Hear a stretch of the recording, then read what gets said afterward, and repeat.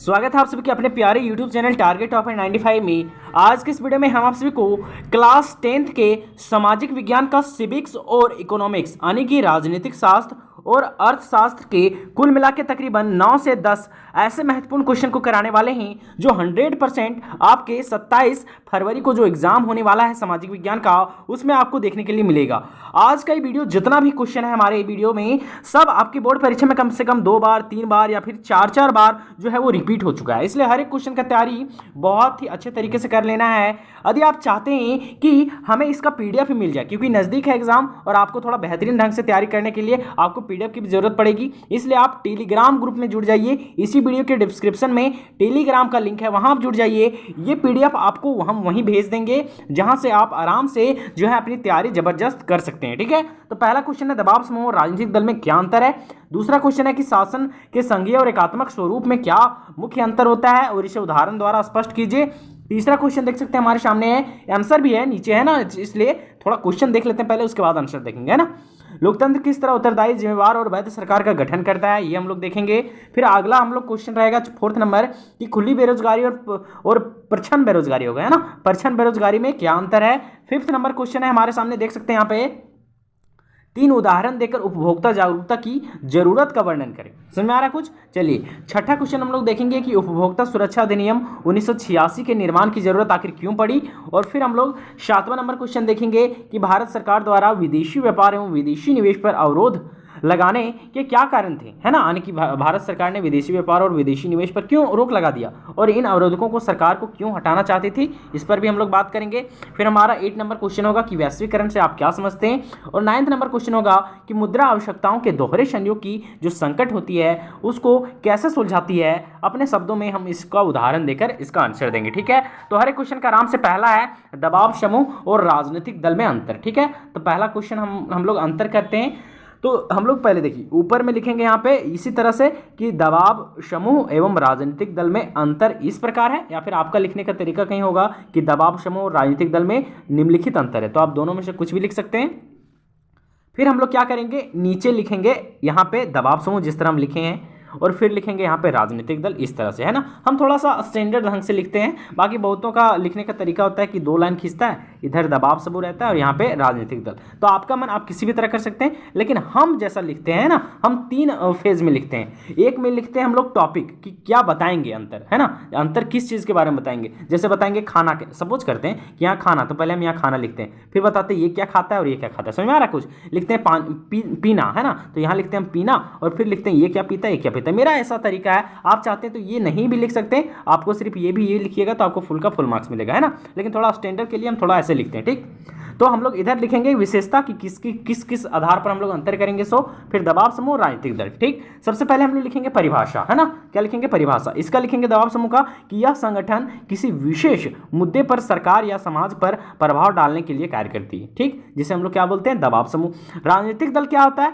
तो यह संगठन चुनाव लड़कर सरकार बनाने का प्रयास करता है। ठीक, यही अंतर है दबाव समूह राजनीतिक दल। देखिए दबाव समूह एक तरह से संगठन होता है, इसको वोट वगैरह से मतलब नहीं होता है, ये सिर्फ लोगों के लिए हित के लिए काम करता है। ठीक, राजनीतिक दल क्या होता है कि नहीं, इसको चुनाव लड़ता है और ये सरकार भी बनाता है। हाँ, काम दोनों का सेम होता है, ये भी जनता का सेवा करता है, जनता का ध्यान रखता है और ये भी जनता का ध्यान रखते हैं, बस दोनों का मायने अलग होता है। इसे शासन से मतलब नहीं है, मतलब ये चुनाव वगैरह से कोई मतलब नहीं रखता है, ये चुनाव में खड़ा नहीं होता है, लेकिन राजनीतिक दल चुनाव में खड़ा होता है। ये समझ में आ गया।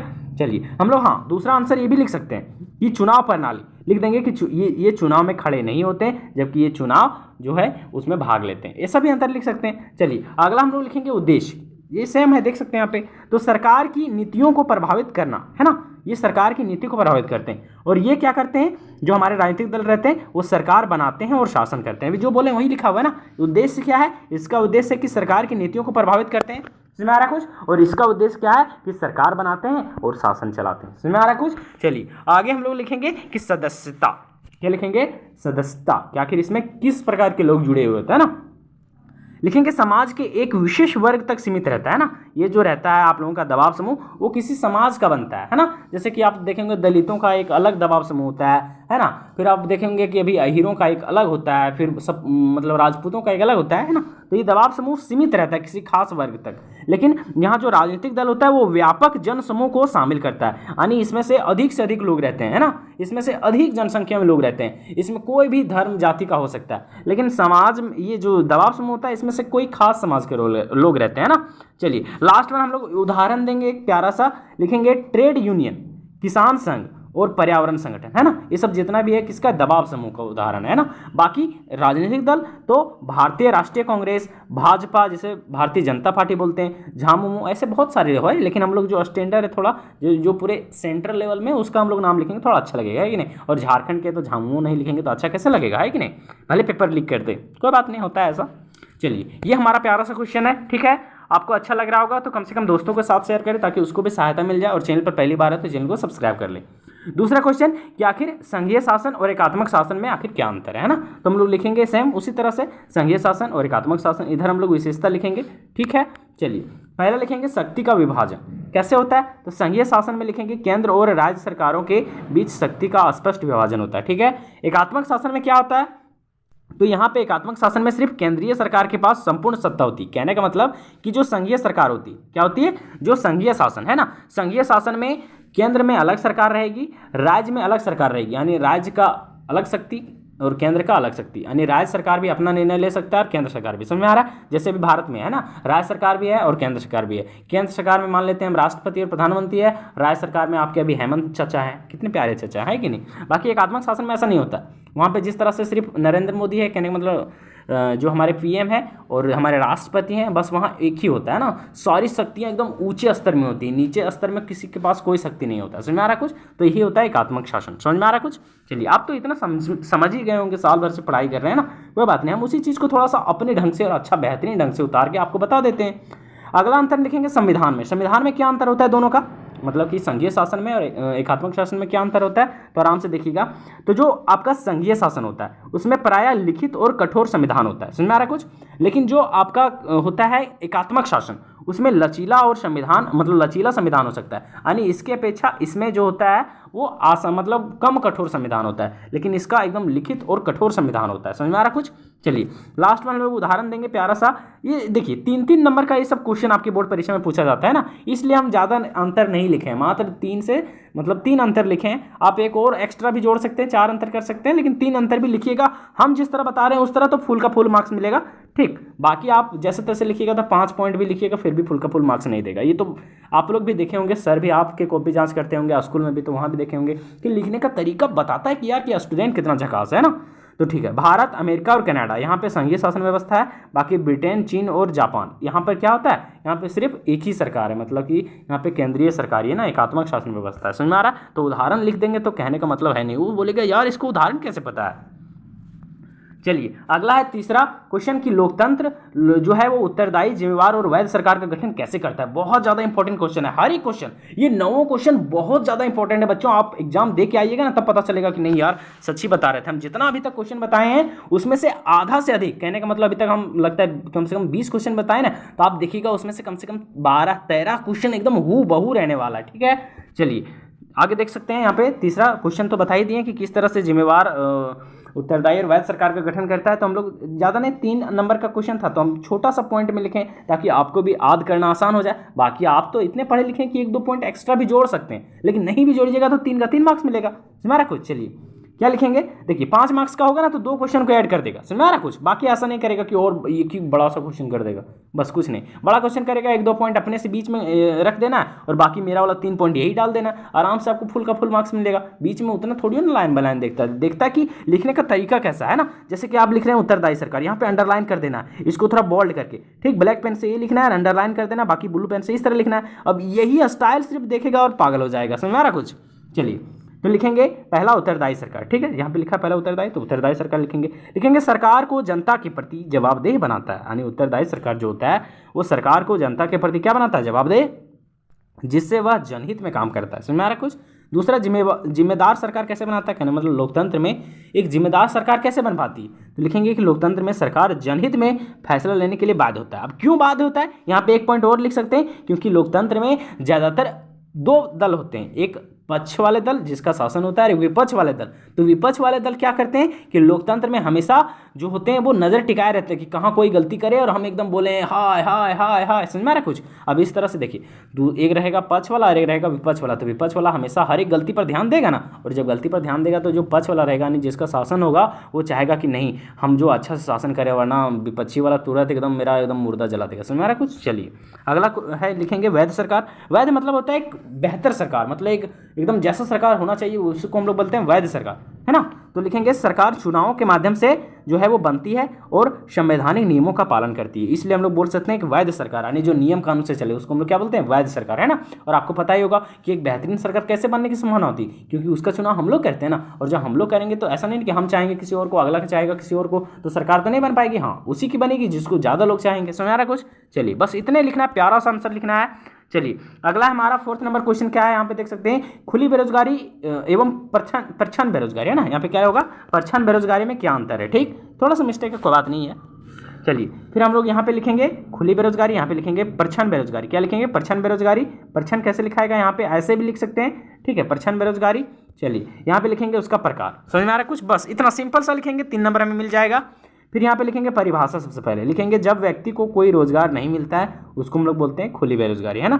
यहाँ पे लिखेंगे प्रच्छन्न बेरोजगारी, लिखेंगे जब व्यक्ति अपनी योग्यता से कम स्तर के कार्य में लगता है तो उसको बोलते हैं प्रच्छन्न बेरोजगारी। अब थोड़ा सा समझिए, थोड़ा सा समझा देते हैं आपको, आपका टीचर कैसे समझाया होगा तो आप ही जानते होंगे, क्या टीचर सभी अच्छे होते हैं ना। देखिए खुली बेरोजगारी क्या होता है, जैसे कि आप नौकरी के लिए कहाँ गए, सपोज करते हैं आप कहीं बाहर गए, है ना, दिल्ली कोलकाता मुंबई कहीं भी गए, आप नौकरी के लिए आपको नौकरी नहीं मिल रही है, उस चीज़ को हम लोग बोलते हैं खुली बेरोजगारी। समझ में आ गया कुछ?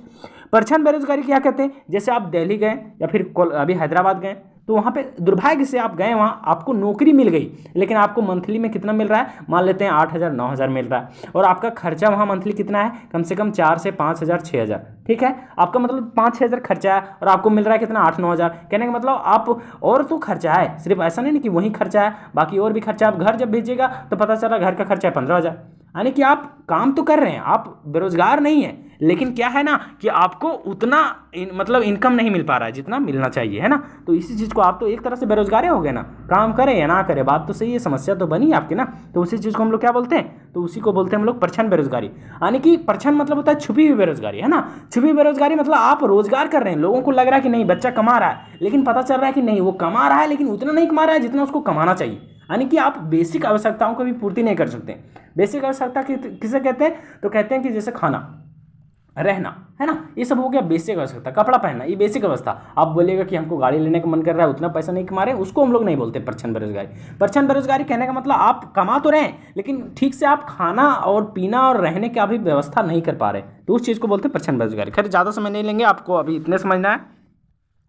इसका उदाहरण देख सकते हैं, यहाँ पे लिखा है पढ़े लिखे युवाओं को नौकरी ना मिलना। ये हो गया आपका कौन सा बेरोजगारी, ये हो गया आपका खुली बेरोजगारी। यानी आप पढ़े लिखे हैं लेकिन आपको नौकरी नहीं मिल रहा, आपको नौकरी मिल ही नहीं रहा, ठीक। दूसरा यहाँ पे देखिए प्रच्छन्न बेरोजगारी क्या है कि किसी इंजीनियर का छोटी दुकान में काम लगना, ठीक। देख सकते हैं यहाँ पे काम कर रहा है लेकिन पैसा कम मिलेगा, छोटी दुकान में काम करेगा तो पैसा कम मिलेगा, पैसा कम मिलेगा तो उसका उतना तो खर्चा ही है, खुद का खर्चा है, तो आखिर वो घर कैसे चलाएगा बच्चा। समझ में आ रहा है कुछ? चलिए प्यारा सा उदाहरण है। आगे देख सकते हैं हमारा अगला क्वेश्चन क्या है, 5वां क्वेश्चन, उपभोक्ता जागरूकता की जरूरत क्यों पड़ी, इसके 3 उदाहरण देना है, ठीक। चलिए लिखेंगे पहला कि नकली उत्पादों से बचने के लिए, यानी हम लोग सेंटेंस में लिखेंगे नकली उत्पादकों से बचाओ या फिर नकली उत्पादों से बचाओ, ठीक है। इसलिए हमको क्या पड़ी, उपभोक्ता जागरूकता। आप सबसे पहले समझ लीजिए कि आखिर उपभोक्ता जागरूकता है क्या। उपभोक्ता जागरूकता हम लोग वैसी स्थिति को बोलते हैं जब लोगों में किसी भी चीज़ को खरीदने के प्रति जागरूकता आ जाए। कहने का मतलब क्या है कि जैसे आप खरीद रहे हैं, क्या दवाई खरीद रहे हैं, आप में जागरूकता क्या है कि ये दवाई देख लेते हैं कि डेट एक्सपायर तो नहीं हो गया। समझ आ रहा है कुछ? हाँ, आप जैसे माने सब्जी खरीदने गए, है ना, तो वहाँ पे देख लेते हैं कि ताज़ा है कि नहीं है, तो ये आप में जागरूकता आया। आप हैं उपभोक्ता, यानी मतलब चीज़ों का उपयोग करने वाले, तो आप कहलाएंगे उपभोक्ता, है ना। और आप जागरूक है, नहीं हम खरीदेंगे कोई चीज़ तो देख लेंगे कि कैसा है, कितना दिन पुराना है, कब बना था, कब क्या हुआ, तो ये हुआ जागरूकता। समझ में आ रहा है कुछ? तो हाँ, यहाँ पे देख सकते हैं नकली उत्पादक। नकली उत्पादक कहने का मतलब क्या है कि जैसे आप कोई सामान खरीदने गए, अब उसमें लगा रहता है, देखे होंगे QR कोड, है ना, क्यूआर बताता है कि नहीं ये ओरिजिनल है। बहुतों में क्या आता है कि डुप्लीकेट क्यूआर लगा देता है, तो पढ़ा लिखा लोग समझ जाएगा, है ना, कि कौन ओरिजिनल है कौन डुप्लीकेट है।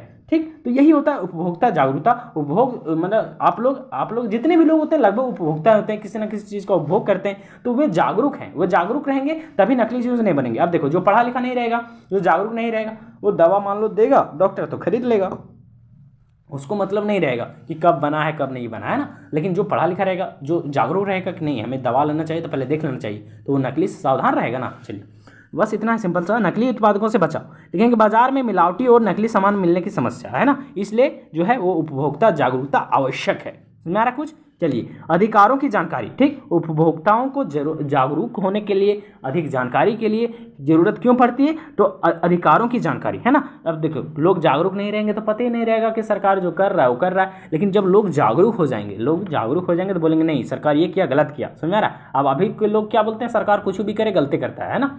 चलिए, ऐसा नहीं है।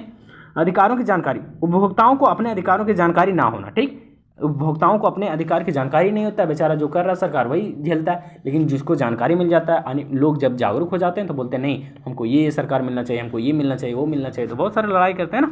फिर लिखेंगे अनुचित मूल्य वसूली, दुकानदारों द्वारा अत्यधिक मूल्य वसूलना। जैसे कि क्या होता है कि जब उपभोक्ता जागरूक नहीं थे पहले जब मिलता था चावल ना, तो 2 kg मिलता था 5 kg में, बोलता था सरकार ऊपर से इतने आता है। समझ में आ रहा है? लेकिन अभी लोग जागरूक हो गए, अभी 5 kg मिल रहा है तो एकदम 5 kg देना ही पड़ेगा, चाहे जो हो जाए। आप हम नहीं जानते हैं क्या है ना, तो लोग जागरूक हुए, इसलिए अनुचित मूल्य पर वसूली हर एक चीज़ का।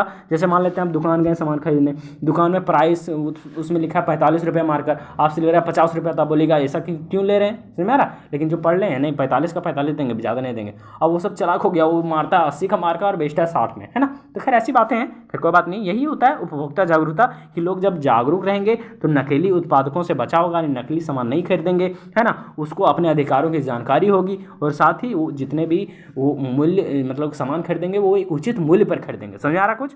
चलिए, छठा क्वेश्चन है कि उपभोक्ता सुरक्षा अधिनियम 1986 की जरूरत क्यों पड़ी, है ना। तो हम लोग लिखेंगे कि उपभोक्ताओं को धोखाधड़ी से बचाने के लिए, पहला।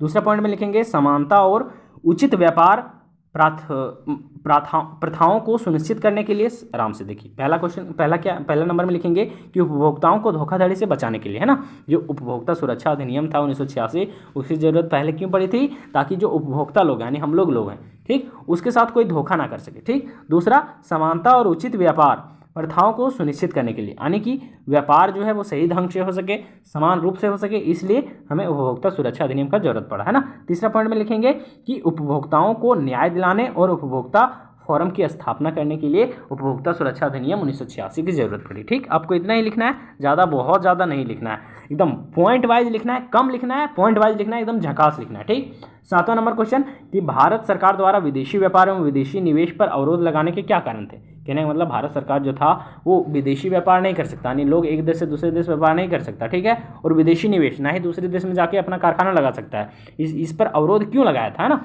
तो लिखेंगे पहला पॉइंट में कि घरेलू उद्योगों की सुरक्षा के लिए, है ना, यानी कि जो भारत के अपने देश के उद्योग हैं वो सुरक्षित रह सके, वो हमेशा चलते रह सके, इसलिए उन्होंने विदेशी व्यापार और निवेश पर रोक लगा दिया। क्योंकि देखिए, विदेश वाला लोग यहाँ आके कारखाना लगा देगा तो क्या हो जाएगा, लोग यहाँ वाला खुदे वाला घर वाला नहीं खरीदेंगे विदेश वाला, ठीक है, क्योंकि आपको पता होगा कि दूर वाला चीज़ अच्छा लगता है। तो इसलिए जो सरकार है अवरोध लगा दिया, यानी रोक लगा दिया, नहीं दूसरा देश का ना यहाँ आएगा और ना यहाँ के देश के जो उद्योग हैं उसको नुकसान पहुँचेगा। समझ आ रहा है। दूसरा लिखेंगे आत्मनिर्भरता को बढ़ाने के लिए, है ना।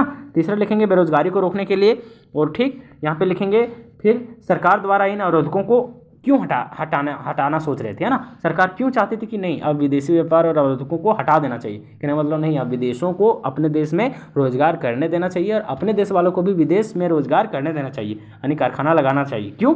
तो आर्थिक विकास को गति देने के लिए, यानी कि देश का विकास तेज़ी से करने के लिए, है ना। जैसे देखिए, दूसरे देश का लोग हमारे देश में व्यापार करने आएगा ना तो टैक्स देता है, और दूसरे देश वाला टैक्स जो होता है ना बहुत अच्छा रहता है। समझ में आ रहा है कुछ? दूसरा प्रतिस्पर्धा बढ़ाकर उत्पादकों की गुणवत्ता में सुधार करने के लिए। दूसरा क्या है कि जैसे देखिए, यहाँ भी उद्योग रहेगा भारत का भी और विदेश का भी रहेगा, तब क्या होगा कि दोनों लोग आपस में टक्कर देंगे। एक बोलेंगे कि नहीं हम अच्छा प्रोडक्ट बनाएंगे तब हमारा बिकेगा, दूसरा आएगा विदेश वाला, वो सोचेगा नहीं हम यहाँ वाला से भी अच्छा प्रोडक्ट बनाएंगे तब हमारा बिकेगा। समझ रहा? अब मान लो कहीं एक ही प्रकार के रहे तो वो सोचेगा जैसा भी रहेगा एक को कारखाने हैं, मतलब 2-3 को कारखाने हैं, बच्चा लोग जाएगा कहाँ, हमारा नहीं खरीदेगा। लेकिन बहुत ज़्यादा जब हो जाएगा एक देश का दूसरे देश का 10, 20, 50 वो, तो सोचेगा नहीं हम अच्छा बनाना पड़ेगा, अच्छा रहेगा तब हमारा खरीदेगा, नहीं तो नहीं खरीदेगा। ठीक, फिर तीसरा विदेशी मुद्रा भंडार को बढ़ाने के लिए। ठीक, चलिए आगे लिखेंगे हम लोग 8 नंबर क्वेश्चन हमारे सामने यहाँ पे देख सकते हैं। वैश्वीकरण से आप क्या समझते हैं, यानी वैश्वीकरण का तात्पर्य। तो लिखेंगे यहाँ पे, देखिए हम इतना लिखे ना, आपको लिखना है सिर्फ वैश्वीकरण, ठीक, आंसर में, और ये छोड़ देना है। ठीक, फिर उसके सामने ऐसे बनाएंगे हम लोग, ऐसे लाइन, और ये वाला चीज़ यहाँ लिखेंगे। ठीक है, फिर लिखेंगे हम लोग कि वैश्वीकरण वह प्रक्रिया है जिसके तहत विभिन्न देशों के बीच व्यापार, तकनीकी, संस्कृति और पूंजी का आदान प्रदान बढ़ता है, जिससे विश्व एवं वैश्विक बाजार के रूप में उभरता है। समझ आ रहा है कुछ। लिखेंगे कि ये सब जितना होता है, तकनीकी का आदान प्रदान होता है, तो पूरा विश्व क्या बन जाता है, एक वैश्विक बाजार, है ना। बस यही लिखेंगे, इतना सा प्यारा सा डेफिनेशन। लास्ट नंबर क्वेश्चन है 9th नंबर क्वेश्चन। क्या लिखा है कि मुद्रा आवश्यकताओं के दोहरे संकट को कैसे सुलझाती है ना। जो मुद्रा है वो आवश्यकताओं के दोहरे जो संकट होती है उसको आखिर कैसे हल करती है। तो लिखेंगे पहला, आर्थिक अस्थिरता में संतुलन बनाकर। लिखेंगे मुद्रा की आपूर्ति और मांग को संतुलित करना।